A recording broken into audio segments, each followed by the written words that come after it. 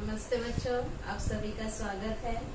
आज हम छठवां पाठ प्राणियों के वर्गीकरण में प्राणियों के वर्गीकरण का हमने पढ़ा था। 10 संघ कौन से हैं ये देखे थे। अब 10 संघों के प्राणियों की विशेषताएं देख रहे थे। हमने गोलकृमि संघ के प्राणियों की विशेषताएं देखी थी। आज हम देखते हैं सखंड कृमि संघ के प्राणी। यहाँ देखिए बच्चों, सखंड कृमि संघ के प्राणी दिखाए हैं, इनके चित्र दिखाए हैं। इसके उदाहरण है केचुआ है, जोंक है, नेरीज है, ये आपने देखे हुए हैं। इनकी विशेषताएं, इनके चित्र को देखकर ही हम इसकी विशेषता बता सकते हैं। ये प्राणी बेलनाकार होते हैं, दंडाकृति है और खंडी भवन इनमें दिखाई देता है। मतलब शरीर खंडों में विभाजित होता है, इसमें खंड पाए जाते हैं शरीर में, इसलिए इन्हें खंडीभूत कृमि कहते हैं। अधिकतर प्राणी स्वतंत्र जीवन यापन करते हैं। कुछ बाह्य परजीवी होते हैं। स्वतंत्र रूप से रहने वाले प्राणी समुद्र में पाए जाते हैं या मीठे जल में भी पाए जाते हैं या भूचर भी हो सकते हैं। ये प्राणी त्रिजनन स्तरीय होते हैं, द्विपार्श्व सम्मिति वाले होते हैं और सत्य देह गुहा वाले होते हैं। अब इसमें आपको बच्चों त्रिजनन स्तरीय मतलब क्या, भ्रूण के निर्माण के समय जो होता है कोशिका का स्तर तैयार होते हैं, आद्य स्तर तैयार होता है। ये आद्य स्तर जो होते हैं कुछ प्राणियों में केवल 2 आद्य स्तर होते हैं, बहिर्जनन स्तर और अंतर्जनन स्तर। लेकिन अधिकांश प्राणियों में 3 जनन स्तर पाए जाते हैं। एक बाहर का स्तर होता है जिसे बहिर्जनन स्तर, बीच का स्तर मध्य स्तर और अंतर्जनन स्तर होते हैं। तो ये प्राणी जो है कैसे होते हैं, त्रिजनन स्तरीय होते हैं। इसी तरह से द्विपार्श्व सम्मिति मतलब क्या, इनके शरीर को जो है, शरीर में कोई एक ऐसा अक्ष होता है कि उसको जो है उसके बीच में से अगर हम काल्पनिक रेखा सीधी खींचते हैं तो इसके 2 भाग हो सकते हैं शरीर के। जैसे मानव शरीर है, अगर हम बीच में से अपने आप को काल्पनिक रेखा बीच में से खींचते हैं तो शरीर के 2 भाग होते हैं। एक हाथ इधर होगा, एक हाथ इधर होगा, आंख दोनों तरफ एक एक होगी। मनुष्य है, पक्षी है, कीटक है, मत्स्य है, मेंढक है, ये इनमें सब में द्विपार्श्व सम्मिति पाई जाती है। सत्य देह गुहा वाले होते हैं, मतलब देह गुहा पाई जाती है। इनमें संचलन के लिए दृढ़ रोम होते हैं शरीर में, देखिए ऐसे रोम पाए जाते हैं, दिख रहे हैं। और अथवा परापाद मतलब पैरापोडिया होते हैं और दृढ़ रोम को सीटी कहते हैं, अथवा शुक जैसे अवयव पाए जाते हैं। शरीर विशिष्ट उपचर्म क्यूटिकल का बना होता है। ये प्राणी एकलिंगी भी हो सकते हैं अथवा उभयलिंगी भी होते हैं। उदाहरण के लिए केचुआ, जोंक और नेरीज। इसके बाद बच्चों आते हैं संधिपात प्राणी संघ के प्राणी होते हैं। संधिपात प्राणी संघ की विशेषता क्या है, इसमें देखिए तितली है, ये पैसा करके पैसे जैसा दिखता है ना, इसलिए इस प्राणी को पैसा बोलते हैं। बिच्छू है, तिलचट्टा आपने सबने देखा है, कॉकरोच घर में पाया जाता है, ये इसके उदाहरण है। सारे कीटकों का संघ होता है। इन प्राणियों के में छोटे छोटे टुकड़े जुड़कर उपांगों का निर्माण होता है। मतलब जो पैर होते हैं देखिए छोटे छोटे टुकड़े जुड़कर उपांगों का निर्माण होता है, इसलिए इसे संधिपात प्राणी कहते हैं। पैरों में जो है पैर इनके छोटे छोटे उपांगों से मिलकर बने होते हैं, जुड़कर बनते हैं। पृथ्वी पर प्राणी जगत में इस संघ के प्राणियों की सबसे अधिक संख्या है। ये प्रश्न बच्चों पूछा जाता है कि इस कौन से संघ के प्राणियों की पृथ्वी पर सबसे अधिक संख्या है, तो इसी संघ के संधिपात प्राणी संघ के प्राणियों की सबसे अधिक संख्या है। इसलिए संधिपात प्राणी संघ इन प्राणियों में सबसे बड़ा एवं जीवन संघर्ष में सभी प्रकार से सफल होने वाला संघ है। ये कुछ प्राणी गहरे समुद्र में, उसी प्रकार कुछ ऊंचे पर्वत शिखर पर भी पाए जाते हैं। सभी प्रकार के अधिवासों में ये प्राणी पाए जाते हैं। इन प्राणियों का शरीर त्रिजनन स्तरीय सत्य देह गुहा युक्त द्विपार्श्व सम्मिति वाला होता है और खंडीभूत भी होता है। इनके शरीर के आसपास काइटिन युक्त बाह्य कंकाल होता है। ये प्राणी एक लिंगी होते हैं। केकड़ा, मकड़ी, बिच्छू, गोम, तिलचट्टा, तितली, मधुमक्खियाँ, शतपात, मच्छर, मक्खी, ये सारे कीटक जो है इस संघ के प्राणी होते हैं। संघ आता है बच्चों मृदु कवचधारी संघ के प्राणी। अब मृदु कवचधारी संघ के प्राणी में ये क्या है, ऑक्टोपस है, अष्टभुजाधारी, सीप है, मुष्टि शंख है। आपने समुद्री प्राणी जो होते हैं ये देखे होंगे। ऑक्टोपस जो है ये असमपृष्ठ रज्जु प्राणियों में सबसे बुद्धिमान प्राणी होता है। स्वयं का रंग बदल सकता है। ऑक्टोपस ये तैरना जानता है, रेंगना जानता है, चलना जानता है, सभी प्रकार की हलचल ये कर सकता है। और पर्ल ऑयस्टर जो है ये मोती प्राप्त होते हैं, इससे आपने पढ़ा हुआ है। अब इन प्राणियों की विशेषता क्या है, इन प्राणियों का मृदु कवचधारी मतलब शरीर इनका एकदम नरम मुलायम होता है, बुलबुले जैसा होता है, इसलिए और ऊपर इसके शरीर के आवरण पाया जाता है, इसलिए इसे मृदु कवचधारी प्राणी कहते हैं।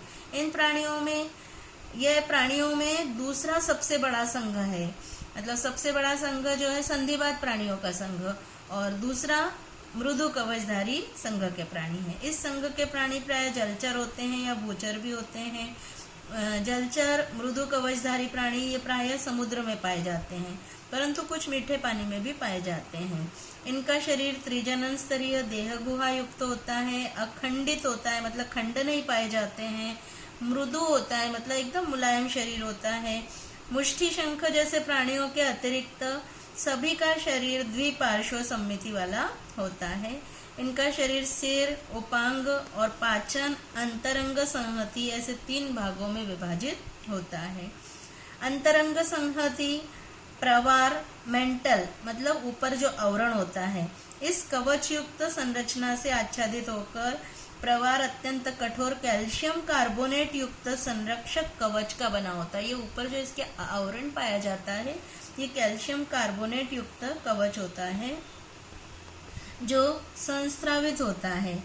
कवच यह शरीर के चारों ओर पाया जाता है अथवा शरीर में होता है, तो कुछ में यह नहीं भी होता है। ये प्राणी एकलिंगी होते हैं, उदाहरण के लिए सीपी है, मुष्टि शंख, अष्टभुज होते हैं। इसके बाद बच्चों अगला संघ आता है कांटेदार त्वचा वाले प्राणियों का संघ। अब यहाँ पर देखिए सितारा मछली,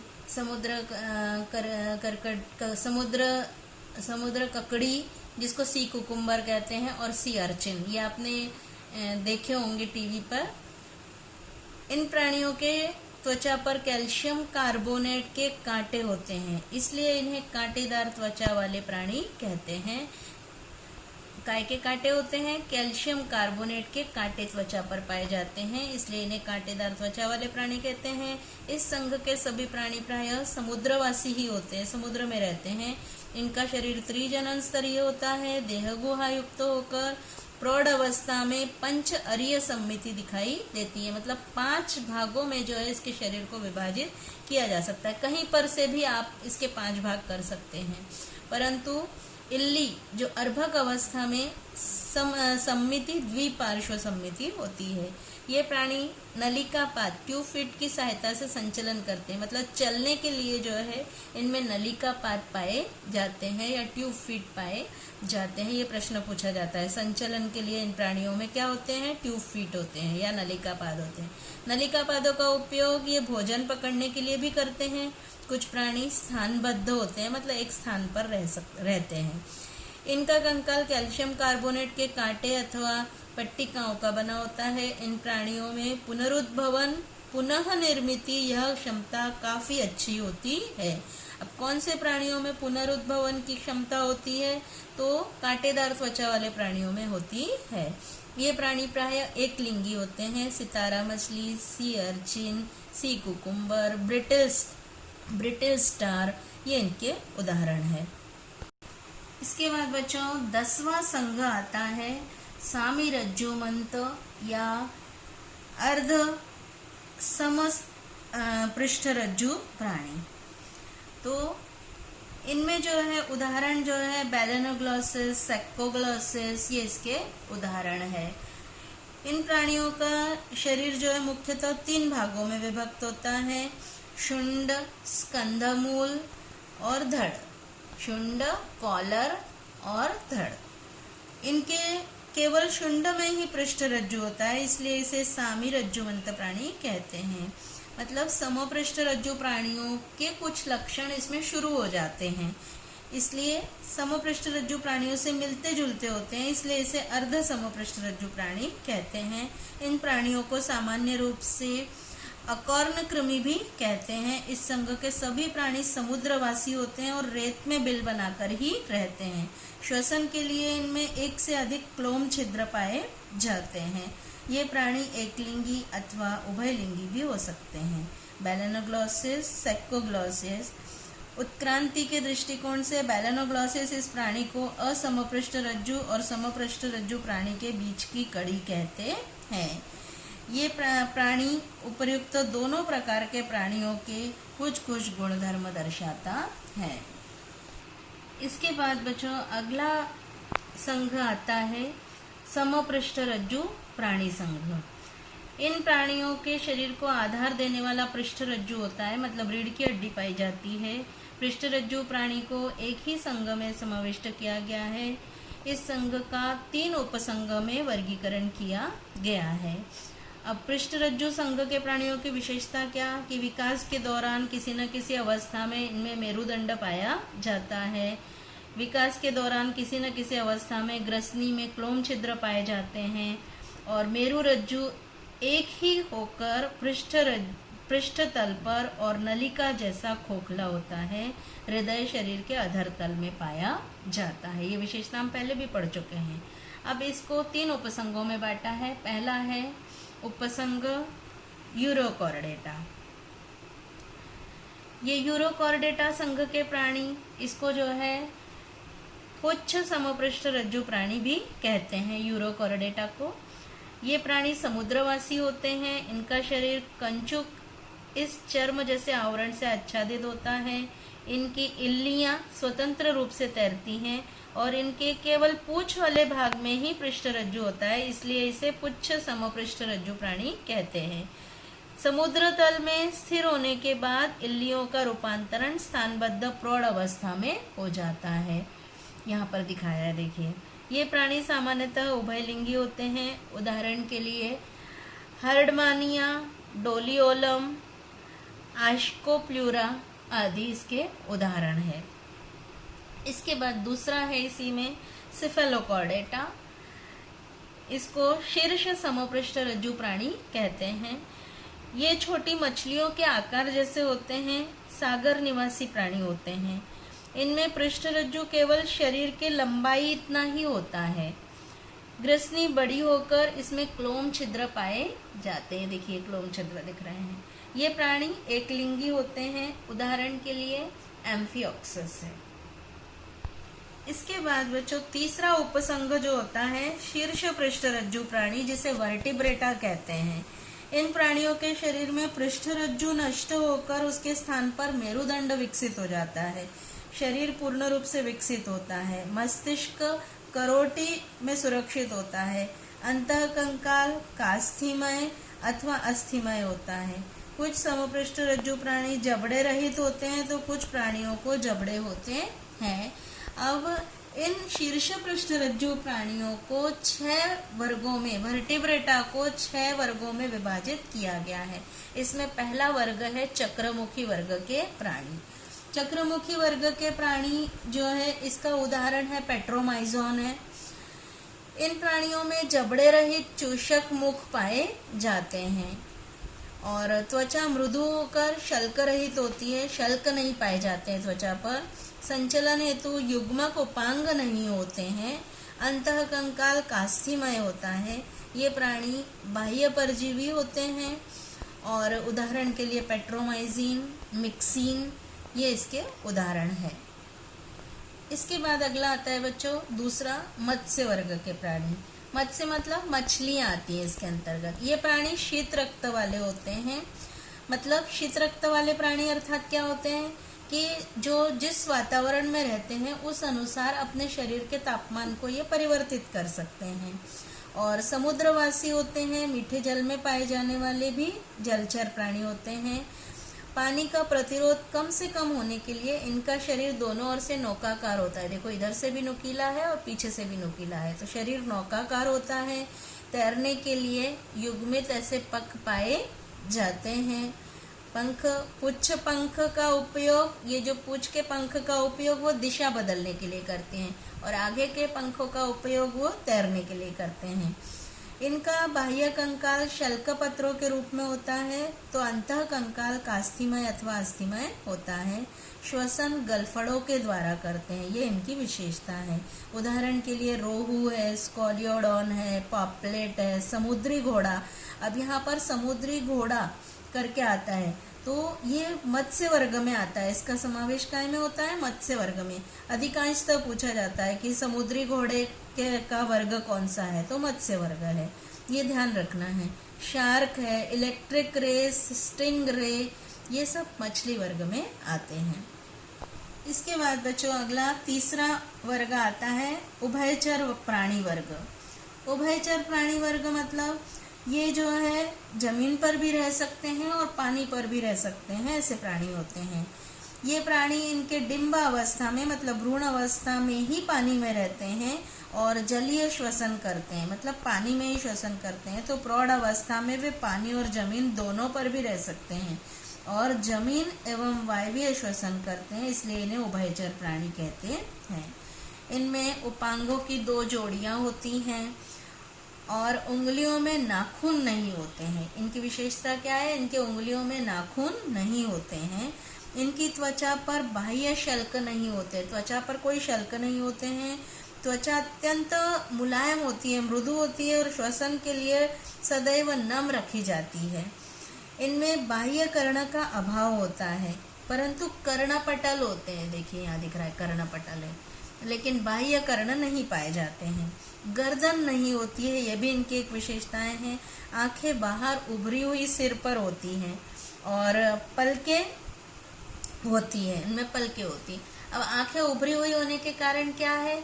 ये इनमें अनुकूलन है कि एक ही समय पर ये चारों तरफ आंखें घुमाकर अपने शत्रु को आसानी से देख सकते हैं। और पीछे के पैर देखिए लंबे हैं इसके, जिसके कारण ये लंबी छलांग मार सकते हैं। उदाहरण के लिए है मेंढक है, टोड है, सैलामेंडर है, ट्री फ्रॉग और इक्विओफस है। इसके बाद बच्चों अगला संघ आता है चौथा सरीसृप प्राणी वर्ग। अगला वर्ग आता है सरीसृप प्राणी वर्ग, मतलब रेंगने वाले प्राणी। रेंगने मतलब वाले प्राणी मतलब क्या? सरीसृप मतलब क्या? ये ऐसे प्राणी होते हैं जो जमीन पर जब चलते हैं तो इनका पेट जमीन पर घिसता जाता है, इसलिए इनको क्या बोलते हैं? सरीसृप प्राणी कहते हैं। ये प्राणी उत्क्रांति के क्रमानुसार पूर्ण रूपेण भूचर होकर रेंगने वाले पहले प्राणी हैं। ये सभी प्राणी शीत रक्त वाले होते हैं, मतलब अपने शरीर के तापमान को बदल सकते हैं। इनका शरीर ऊपर उठता नहीं है, इसलिए ये जमीन पर रेंगते हुए दिखाई देते हैं। इनकी त्वचा शुष्क होती है, खुरदुरी होकर शल्क युक्त होती है। सिर तथा धड़ के बीच गर्दन पाई जाती है। उभयचर में गर्दन नहीं थी, अब क्या आ गया है? इसके बीच गर्दन पाई जाती है। बाह्य कर्ण का अभाव होता है, उंगलियों में नाखून होते हैं। उभयचर में नाखून नहीं थे, इनके नाखून होते हैं। उदाहरण के लिए कछुआ है, छिपकली, सांप, गिरगिट आदि इसके उदाहरण है। अगला वर्ग आता है पक्षी वर्ग के प्राणी। सारे पक्षी इसके अंतर्गत आते हैं। ये कशेरुका स्तंभ युक्त प्राणी पूर्ण रूप से वायवीय जीवन के अनुकूल होते हैं। ये उष्ण रक्त वाले प्राणी होते हैं, मतलब ये अपने शरीर के तापमान को वातावरण के अनुसार बदल नहीं सकते हैं। वे अपने शरीर का तापमान स्थिर रख सकते हैं लेकिन बदल नहीं सकते हैं। हवा में उड़ने के लिए हवा का प्रतिरोध कम करने के लिए शरीर दोनों ओर से इनका भी नौकाकार होता है, जिससे हवा में उड़ते समय हवा का प्रतिरोध कम से कम हो सके। इनके अग्रपाद पंखों में रूपांतरित हो गए हैं और उंगलियां शल्कों से आच्छादित होकर उन्हें नाखून होते हैं। बाह्य कंकाल परों के स्वरूप में होता है, पर पाए जाते हैं उड़ने के लिए। सिर तथा धड़ इन दोनों के मध्य गर्दन पाई जाती है। जबड़ों का रूपांतरण चोंच में हो गया है। जबड़े काय में आ गए, चोंच पाई जाती है इनमें, ये इसकी मुख्य विशेषता है। और अग्रपादों का रूपांतरण काय में हो गया है? पंखों में हो गया है। परों का आवरण पाया जाता है शरीर पर। जो उड़ने में सहायक होते हैं। हड्डियां इनकी खोखली होती है, जिसके कारण शरीर का वजन कम होता है और आसानी से उड़ सकते हैं। उदाहरण है मोर, तोता, कबूतर, बतख, पेंगुइन। पेंगुइन का भी उदाहरण पूछा जाता है कि पेंगुइन का वर्ग कौन सा है, तो पेंगुइन काय में आएगा, पक्षी वर्ग में आता है। अगला आता है बच्चों स्तनधारी प्राणी वर्ग। स्तनधारी प्राणी वर्ग की विशेषता क्या है? दुग्ध स्रवित ग्रंथियां इनमें पाई जाती हैं। स्तनधारी प्राणियों का ये एक मुख्य गुणधर्म है कि दुग्ध ग्रंथियां पाई जाती हैं। ये प्राणी उष्ण रक्त वाले होते हैं। इनमें सिर, धड़, गर्दन एवं पूंछ ये शरीर के भाग होते हैं। उंगलियों में नाखून, नखर, खुर आदि हो सकते हैं। बाह्य कंकाल बालों के रूप में होता है अथवा ऊन के रूप में भी होता है। उदाहरण के लिए मानव, कंगारू, डॉल्फिन, चमगादड़, गाय, भेड़ इत्यादि आते हैं।